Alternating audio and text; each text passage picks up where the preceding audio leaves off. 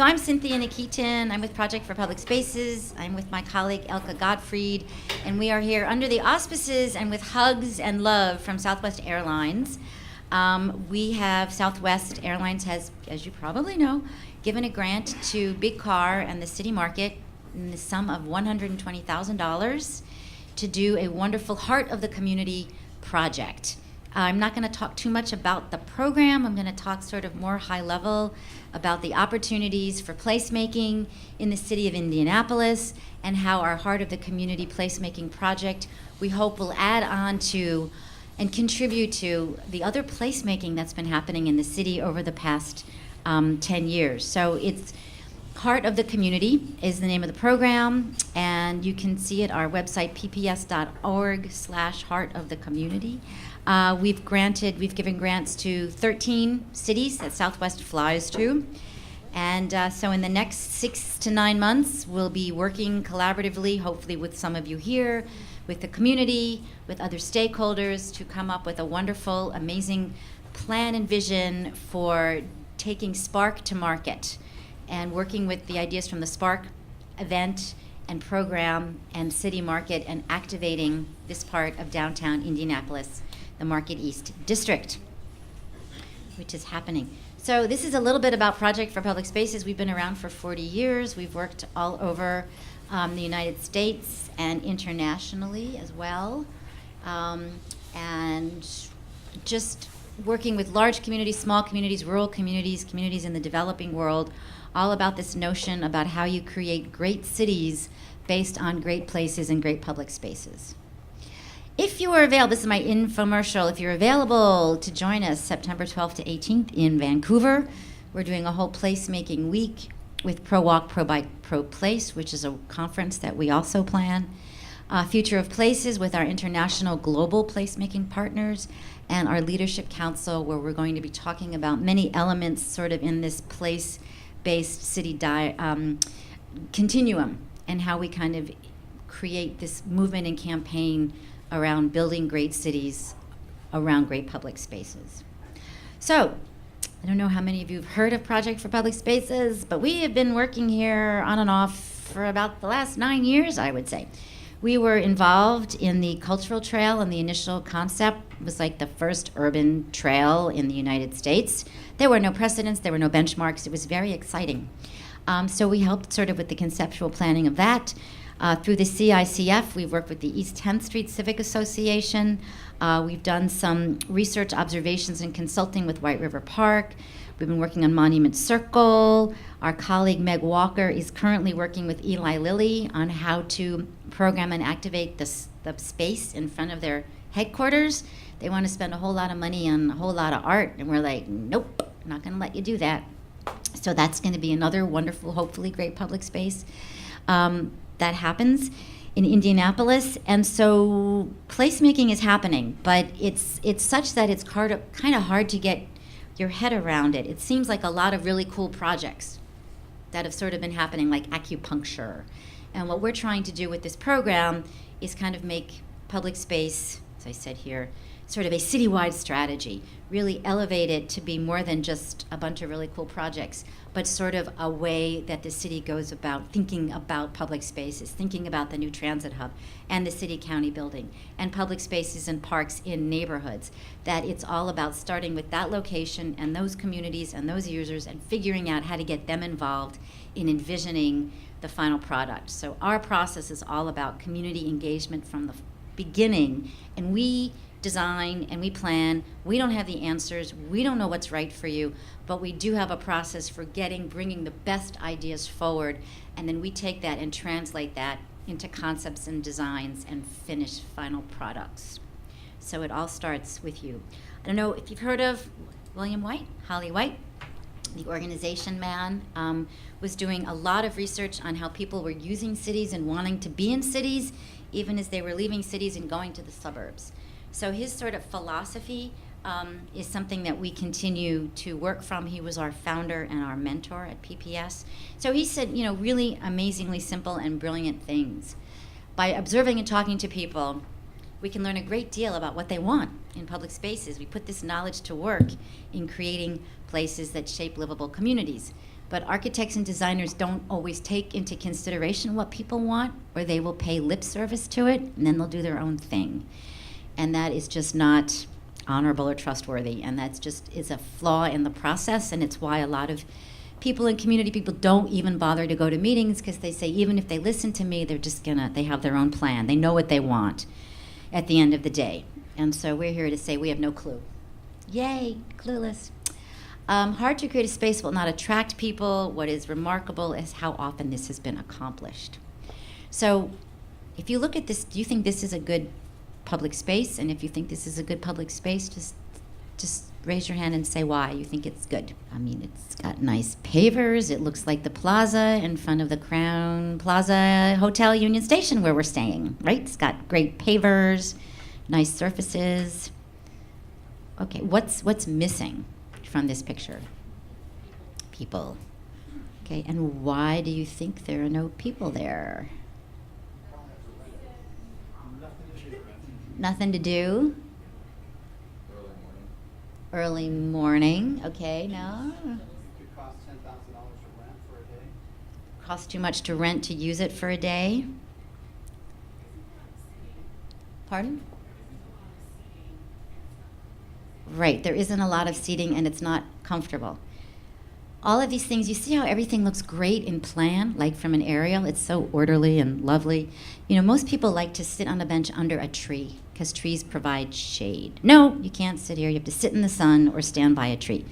So this is kind of these design statements and design features you get, which is totally useless. And even if you did want to do an event, you've got fixed benches that are in the wrong place. You couldn't set up the outdoor market here. The trees are in the wrong place. You never know if they're going to give enough shade. There's nothing to do. There's no connection to the edges. And what's interesting is that it doesn't really take a lot to attract people. A place where they can do yoga, a flexible space where there's programs and activities and uses. This is not a beautifully designed space. This doesn't have $800 granite benches or very fancy espalier apple trees, but it has a space where people can do stuff. So when you focus on creating a place, you do everything differently. You start with that physical environment. You start with people's connections to it, the history, the experiences people have there, and you build on that to make it better. So what we talk about is what we do is upside down planning, that we start the process really backwards in terms of turning everything upside down to get it right side up. So I'll talk about that in a moment. When we talk about great places, we talk about uses and activities, a reason for people to be there in the first place. And then amenities and comfortable amenities and physical design features that make it comfortable for them to stay there. Access and linkage is good connectivity, easy to walk to, easy to bike to, easy to park your bike or take a bus or connect it to other destinations. And sociability is where there's people, attract people, where there are people enjoying the space, attracting other people, and taking ownership over it. And the benefits, why should we think about places and great places in our cities? Because they have tremendous myriad exponential improvements in terms of this market is a great place. I think you would all agree. It's building and supporting the local economy because there's entrepreneurs, there's businesses happening here. It promotes health because there's healthy food for sale and information. There's a lot of social interaction at the market. People running into each other, finding out, where are you eating lunch? Ooh, that looks good. Where do you work? Chatting. Social interactions as well. A sense of belonging. People might come to the market every day or every week because it's kind of where there's other people and there's things happening. Sense of comfort and safety. And it is close and attainable and accessible to many different parts of the city. So these are the benefits of a place like the city market. And all of these things that happen here. It's not just about buying really great organic strawberries or fabulous French fries, but there are these other intangible social, economic, health benefits that we don't necessarily ascribe to it. So it's much deeper than how it seems on the surface, and that's true of great public spaces. So when we talked about, why this doesn't work, turning it upside down, this is sort of a typical design process. You see this probably for the transit facility, a street redesign, a new convention center, any sort of kind of rebuilding, park building. there's a problem or an opportunity. There's something that we need to do. It's a legacy. The mayor's leaving office. We need to get this thing done. All right, what are the constraints? How do we avoid them? What's going to be the impact of them? Let's get the public's input, see what they think. Let's mitigate those things and hopefully get it done. Narrow goals, it's often crisis-driven or politically motivated. Community meetings are reactive. People say, I hate talking to the community. They're always so angry. Why are they always so angry? And it's very simple. A, they're brought into the process way too late. And then they are asked to respond to the solution to a problem they had no role in defining. Right? They didn't need that roadway to be widened. That wasn't their problem. The problem was level of service F and there was traffic. That wasn't their problem. So looking at a roadway plan, it's like, that is not, we will need more playgrounds or sports equipment or lunches for our kids in school. It's not our problem. So they're brought in way too late and they're not part of the process of defining the project. So that's what we do. We define the place and identify the stakeholders first, like yourselves, and this is our first public meeting around this project. We evaluate the space, we figure out what's working, what's not working, and then we come up with a vision for how to make it better. And we look at short-term changes as well as longer-term changes, because sometimes the answers are very simple. If you move the dumpster over here, it actually frees up a pathway where kids can ride their bike to school, or if you make some simple changes and people understand this, they go, I don't understand why they never put this there. It's been like that for 20 years. We try to experiment. It actually shows us what's working before we spend a lot of money on really expensive granite benches. We put out movable chairs, figure out where do people want to sit, and then we probably just put out more movable chairs and never buy the granite benches. You can evaluate things, but also you show progress. Planning takes a long time. Roadway projects are 20 years. Convention centers are 10 years. Park design, 3 years, 5 years. We can do stuff tomorrow. We just get some cones and some paint, some bottle of tequila, and we can redesign the entire city overnight. We like to show improvements quickly because that generates interest, excitement, more support. The naysayers kind of come along, and you create a buzz by showing that progress is being made. So it's really about empowering the community to be able to shape the built environment, to shape their neighborhoods, to determine how they're going to use a park, what's going to work for them and their families, how they want to use the public spaces downtown, which belong to everyone. They have a voice in the process. We are very devoted to being as inclusive as possible.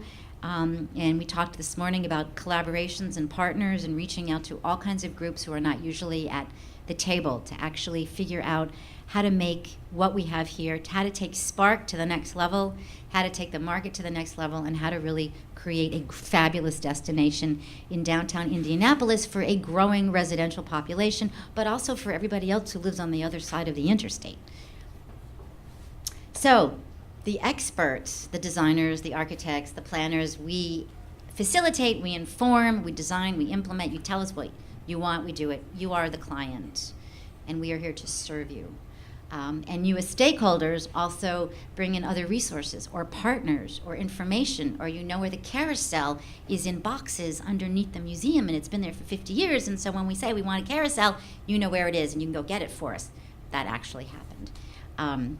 So this is kind of our upside down planning process. So there are many definitions for what placemaking is. These are our friends in Chicago at the Metropolitan Planning Council. It's an idea, it's a tool, it's an approach, it's a campaign, it's a process for improving a neighborhood, city, or region.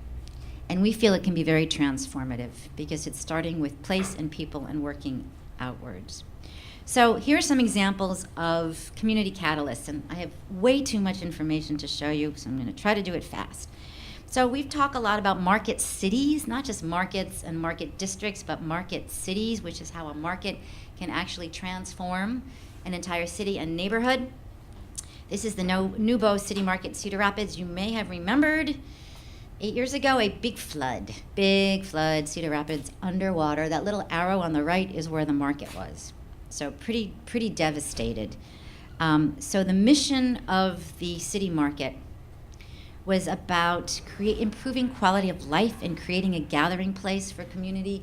People who had been displaced, who had lost their homes, and their downtown was now being rebuilt, creating entrepreneurial job opportunities.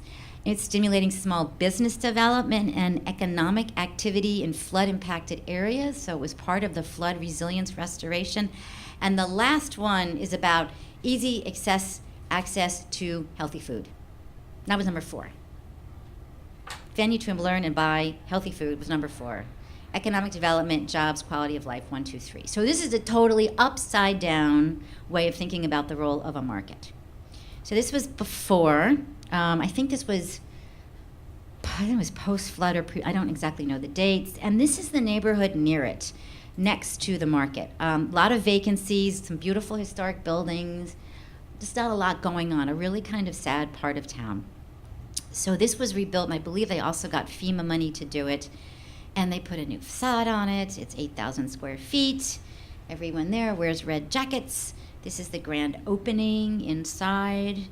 And then they have 21 permanent tenants, but they have flexible space and temporary spaces, so they can bring in new entrepreneurs, they can bring in immigrant farmers, they can bring in new businesses. So there's that flexibility as well. It's not just what it is. They have events on the evenings to get people to the market on the evenings.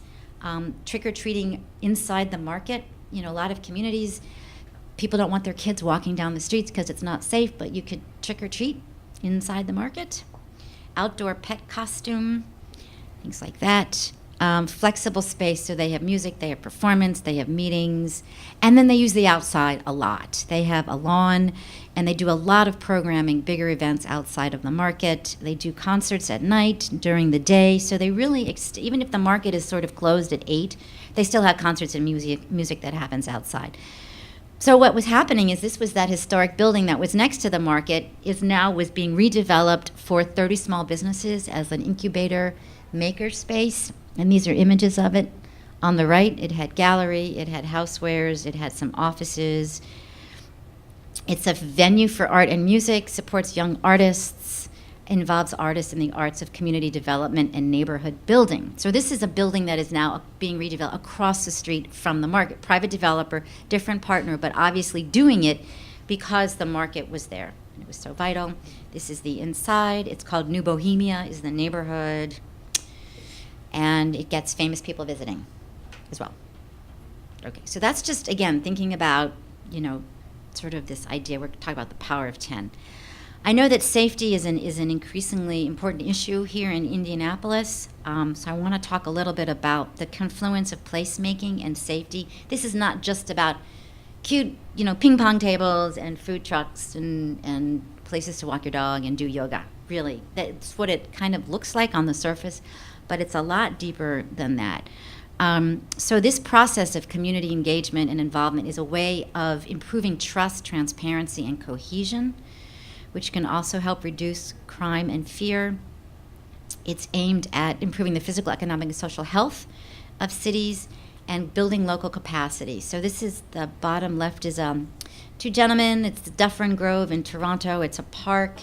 And they were the gang members that owned that park, and then young families with kids moved in because it was affordable, and the moms and the kids confronted the gang members and said, we need this park too. We got to make a deal. We got to figure out how we can both use this park because we're not going to keep our kids inside, and you can't have this anymore because we've moved into the neighborhood. We need to negotiate like a truce. So the idea was, well, how do we create not just a park, but a gathering place that people want to be in? And one of their solutions was to build a bread oven, which is where people from the neighborhood could go different days of the week to bake their traditional bread. And they were baking bread together. And these are 2 former gang members. They're baking bread. They're baking pizza to sell in the farmer's market.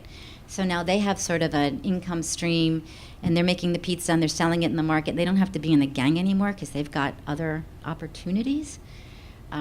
So these things are processing.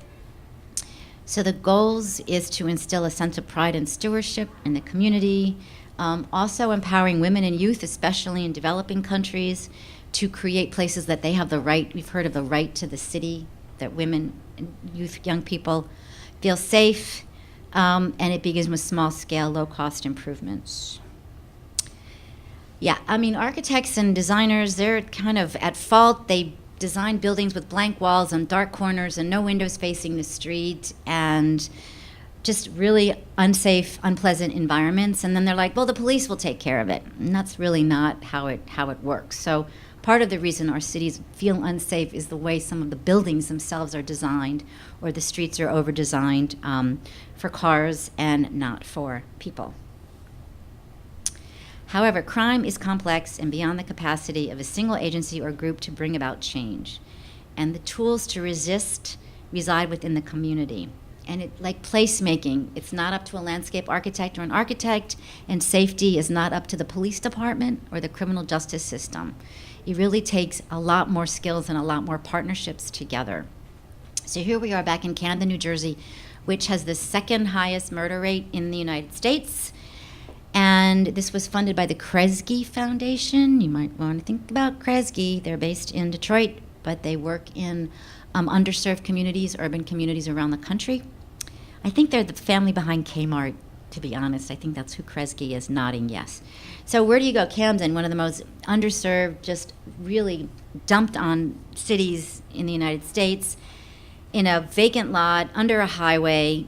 Let's do a night garden. So let's actually take back this public space in this really dangerous neighborhood where people are afraid to go out even during the day. And let's do something at night, which is insane, turning it upside down. So if you can make it safe at night, you can make it safe during the day.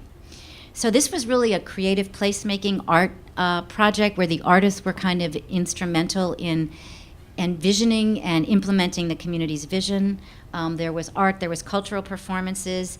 They just did a light projection on the big water tank that said Camden, like proudly expressing their name.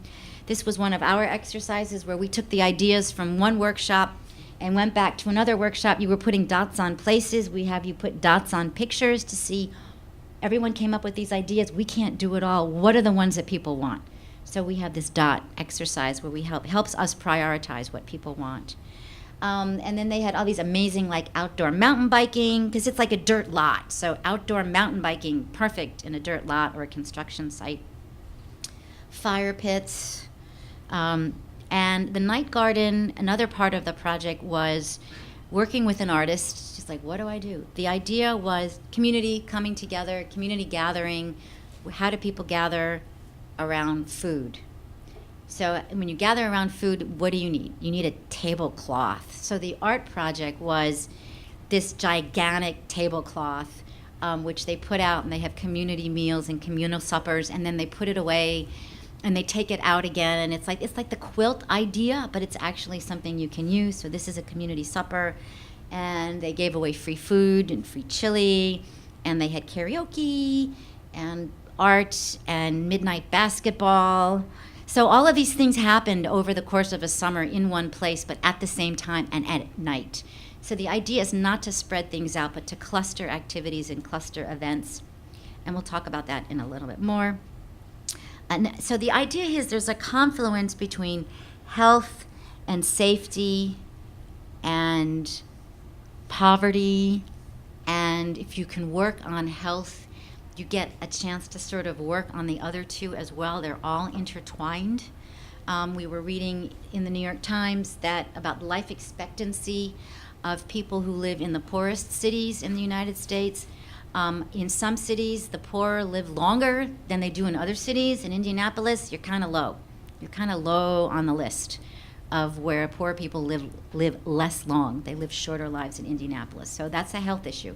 So how do we help people become healthier and active? How do we do that in our public space? And part of health and poverty and safety, they all kind of are intermingled. So this was a project in Detroit. And we said, what are the great places in your neighborhood? It was this produce store, Peaches and Greens.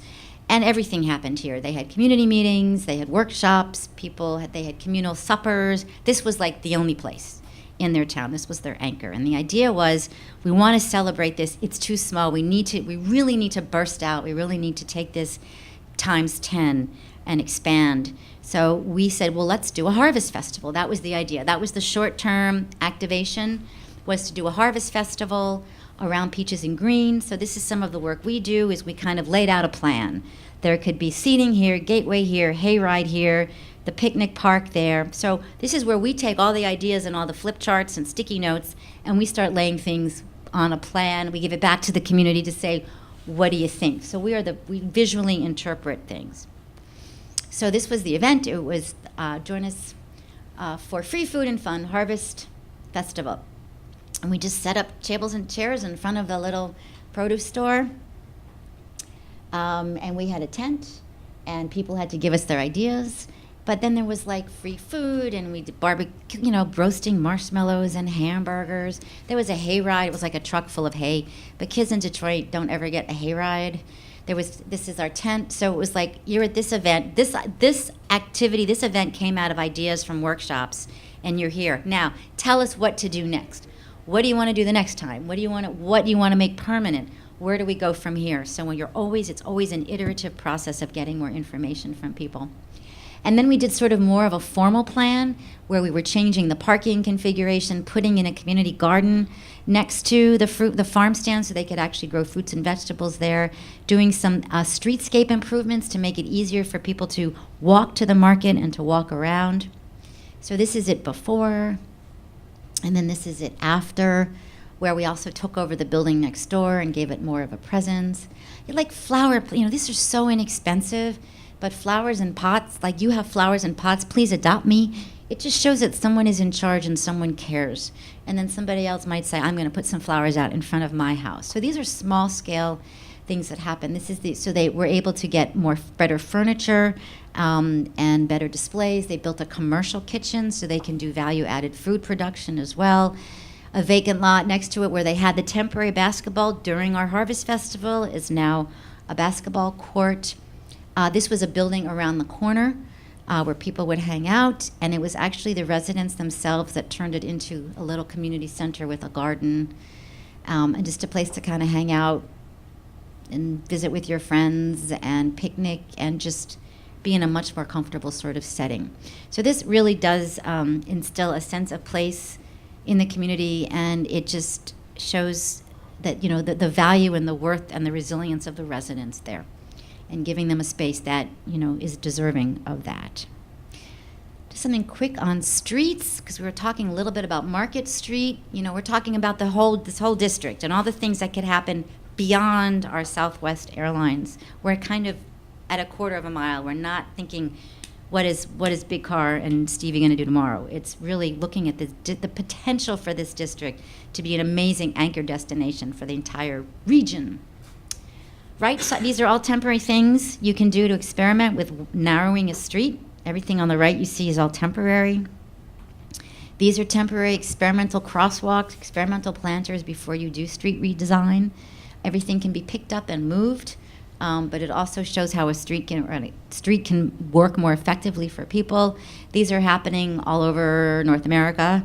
The added sidewalk, the pop-up cafes, these are taking out a couple of parking spaces because we say cars don't shop, but people do. And this is one in San Francisco that actually adds circulation space for pedestrians as well as a place to sit and have a coffee. Many of these you do not need to purchase anything from the businesses. You can just kind of sit on the chairs and tables and then they go away. They're like parklets for seating, and they're all over San Francisco, New York, Halifax is doing them. A lot of cities are doing this with underutilized parking spaces for people instead. And this is one in New York City as part of our ongoing, repurposing street space for people. Everything is movable, everything is portable, everything could be taken up in a day, and the street could go back to normal. But people are just sitting out there, and it's chilly, and they're sitting out there all the time. People like to sit where there are places to sit. And the idea is 2 cars or 3 cars parked there all day, and how much does that benefit a city rather than people? Because we should design our cities for people, not cars.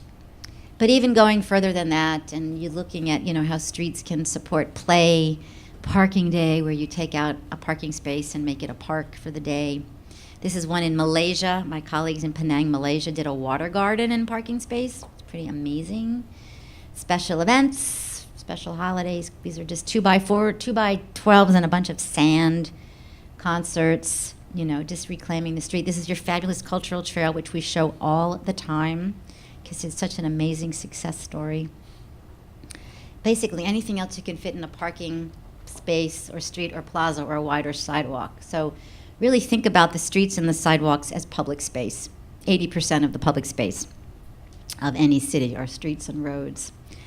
Wanted to talk a little bit about health and healthy places and how all of this kind of works together, because the social support, is essential to health and well-being, and the social support actually decreases level of stress and longer lives. So this is why sort of a focus on a healthy city, active city, actually creates a safer city and a more equitable city.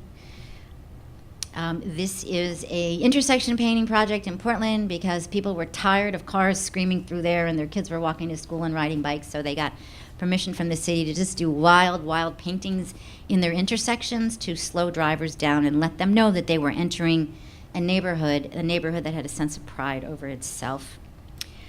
Sense of belonging, which public spaces and places generate, is linked to healthier behavior and mental health improvements. This stuff is really deep. Bridging social capital networks, providing opportunities for young people as well, economic opportunities. You could do a temporary sand basketball court out here on the plaza. We've done them. We've done temporary pop-up ice skating rinks. These are fun and they're active. It's about activating active living and making that part of, this is our big diagram. So these are just Railroad Park in Birmingham, England, exercises. This is a playground painted on a vacant lot with stencils. So these are, for children's play, can be done quickly. This is in New York City where the community gets to close the street now every weekend for the summer because they don't have enough green space or park space for their kids. But I love this one. This is where artists could get involved. This is sort of like the trash can is up you have to jump up and put your garbage in the garbage can. And there's just Urban Movement did all these wonderful things, funny seating, and ways of sort of getting exercise, just walking around downtown. Just the importance of access to green space. There's so much for health. Street trees, can you believe it, are linked to lower levels of depression, diabetes, stroke, and heart disease. And I think it's because more people are out there walking when there are trees and the environment is positive. A lot of reasons people don't walk is because the pedestrian environment is really, really, really unfriendly. So some of these things of course, biking and walking and how important that is, and how your trail, how does that spread out? How does the trail radiate out to other kinds of, you're not just, I'm on the trail, I'm biking. It's like, I'm now biking around town or walking around town. So how does that trail kind of go beyond just, I know it's like 8 miles, but go beyond that to actually have a greater impact on people's mobility? Things to look at. So there's ripple effects, and we've been measuring the impact of the Southwest Airlines investments because it's been quite significant. So this is just a couple numbers that every dollar invested by Southwest Airlines in this program has avoided $60 of health costs. Every time there's a free yoga class, there's a dollar amount in health cost savings that can be attributed to that hour of yoga. So every hour of exercise that we engage in, there's a health cost savings. This is part of economic metric models that I'm not very familiar with, but they are tried and true, and it's an amazing way of talking about why invest in health and activity and things is because there's savings as well as economic activity. You also want to look at the health benefits of these. For example, in San Antonio in Travis Park, which has been open for 2 years since this part of the community grant, they counted 17,000 people participated in recreational and sports activities that were run by the city of San Antonio in the park. And if you do the math, it translates into $5 million of health cost savings. These are hard numbers to swallow, but it's true. And the health cost savings are exponentially higher for people over 65 engaging in physical activity. It's like double what it is for people in their 30s or 40s. On to our exercise. Okay, you've been very patient. Thank you. I'm doing it a lot. So we talked about the power of 10. So your dot map was sort of kind of thinking about our power of 10 idea. which was that every city or region has 10 major destinations. And we had you putting dots on destinations on the map. And the idea is that each destination has 10 places, and in each place there are 10 things to do. So that's, we talk about layering and synergy and adding. So if we have the city market as a great destination, there are 10 places in this area. There's this meeting room, there's the market, there's the upstairs, there are the 2 plazas, there's a lot of other places around the city market and in the city market. But are there 10 things to do in each of them? And we don't think there are, but there could be. So we like to layer, building on assets and places that you have. So the exercise we're going to take you through is all about, you identified some great places, what you like about them, and then opportunity places and other things that we can do. So there's destinations. This is destinations within Bryant Park. This is place at a market where you have a farmer's market and a plaza and community service, community garden, healthy business, grocery store, hub cluster of health-related businesses, and this kind of becomes a healthy food hub around a market. So you got the market, what are the 10 other things? It's where you get your blood pressure tested or your eyeglasses checked, or there's a commercial kitchen. So always layering, always thinking about layering and building outward. And you can even have a power of 10 on a street. On a really good street, a street in your neighborhood, it would take you 20 minutes to walk down the street because there's all these little subtle things to do. And it's because the merchants put a bench out and someone else put out flowers and they have a dog bowl for your dog and there's a place to park your bike. And there's a wonderful window display and they have activities in the bookstore, and it's all these little small things that all of these folks are doing in one place at the same time. So it's really about synergy and connectivity. I'm not going to talk about Detroit because I don't have a lot of time. Just go to Campus Martius. Go to Detroit. This is the beach. This was our first Southwest Airlines project. We put the beach in Campus Martius in downtown Detroit opened the day the city declared bankruptcy. It was the other story, the happy story, and these are just all the things that are happening in Campus Martius. And Bull, we're talking about games, Bull, petanque, bocce, temporary basketball, sand volleyball, and then other merchants and businesses are putting out. This is in Detroit. You're worried about locking up your $35 chairs. This is like furniture that's out there. They have the pianos and these places for these sort of wonderful serendipitous kinds of interchanges to happen. So here's the power of 10. You can dance, play in the sand, lounge in the sun, meet a friend, have a drink, eat dinner, find some shade, watch the fountain, catch a show. These are all things you do without even noticing or knowing that you're making a conscious decision to do them. You're just there as a human being in a really great place